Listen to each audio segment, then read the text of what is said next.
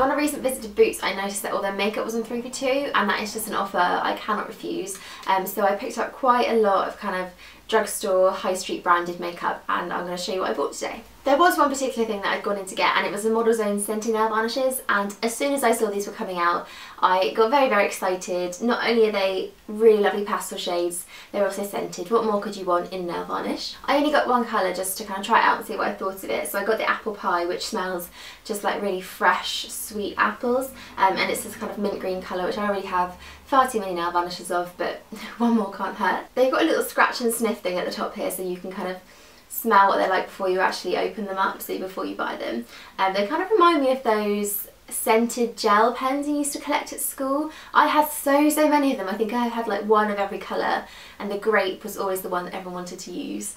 But yeah, the colours are very similar to those sort of like pastel-y shades, and they just smell really, really nice. I haven't used it yet, so I don't know how well the smell kind of like translates onto the nails. I don't know if I'm going to be walking around sniffing my fingers all day because they smell so good. That would be quite strange.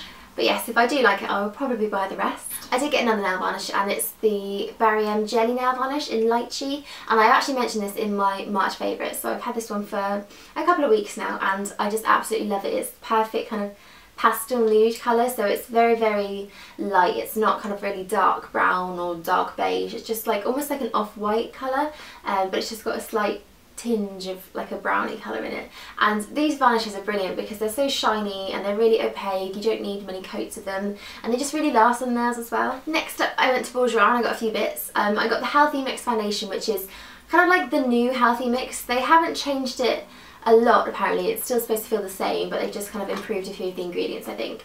And I do really get on with this foundation, the original one. I really like it. It's a really quick and simple, cheap, easy kind of foundation just to wear for every day. So yeah, I'm looking forward to trying that out and seeing how it compares. I also picked up one of their nail varnish remover pots, and I've probably gone through about 3 or 4 of these.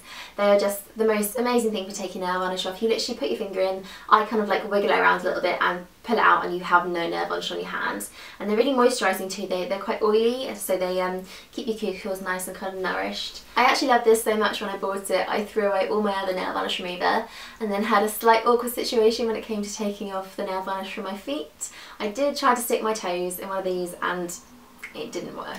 Moving on, I picked up quite a few lip products. I got the Collection 2000 Cream Puff. I've already had one of these, this was just a repurchase. It's in the colour Fairy Cake, and I just love this. It's almost like a lip gloss but a lipstick, so you're like applying a really pigmented colour to your lips, and it's got a really nice matte finish which lasts quite a long time, and it's just the prettiest sort of pinky colour. I really like the shade of it, so I'd run out, so I picked up another one of those. And I got a Soap and Glory, what are these called? Sexy Mother Pucker Gloss Sticks.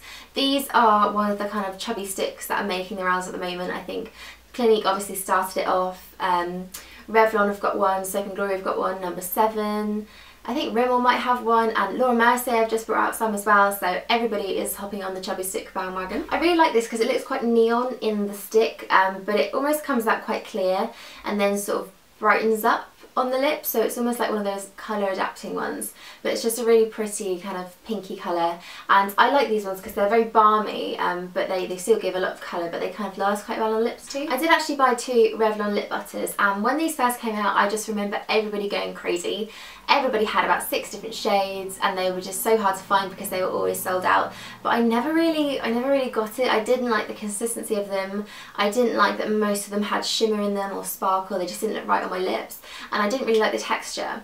But I saw they brought out some new shades, so I picked up a couple of them. These are called Juicy Papaya and Wild Watermelon, and the thing I like about these is they're completely kind of flat colours. They have no shimmer in them, they are just pure colour. So a couple more of these are repurchases too, and I got the Maybelline Dream Lumi Touch Concealer again.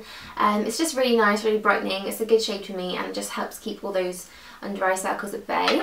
And I also got the Max Factor Masterpiece Max Mascara again. This is probably my all-time favourite mascara by far. It's just got the nicest wand, the best consistency.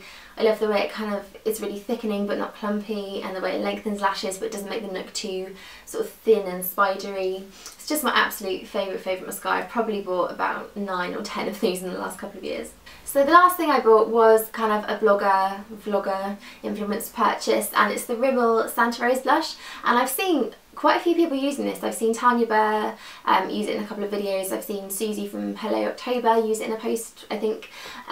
But usually I would kind of just bypass Rimmel blushes. Their eyeshadows and their blushes I'm not too fussed about, but when I saw it on, it just looked like a really sort of natural colour. It's quite peachy. It's almost like a bronzy kind of shade actually. And it just looks really soft and really natural on the cheeks. So I'm glad I bought that. I do quite like the consistency of it. It's not really super pigmented, but it just gives enough to give that kind of little bit of a glow on the cheek. So that's everything I bought. Expect to see kind of reviews and things of those popping up on my blog soon. And for anyone interested, I think the 3 for 2 possibly goes on until like mid-April. I did look at one of the signs and I think it said something like 15th of April, but don't quote me on that. I'm sure it's on for a couple more weeks though. So if you do need any excuse to stock up on beauty bits, not that anyone ever does, not that I do. So thanks so much for watching, and I will see you on my next video. Bye!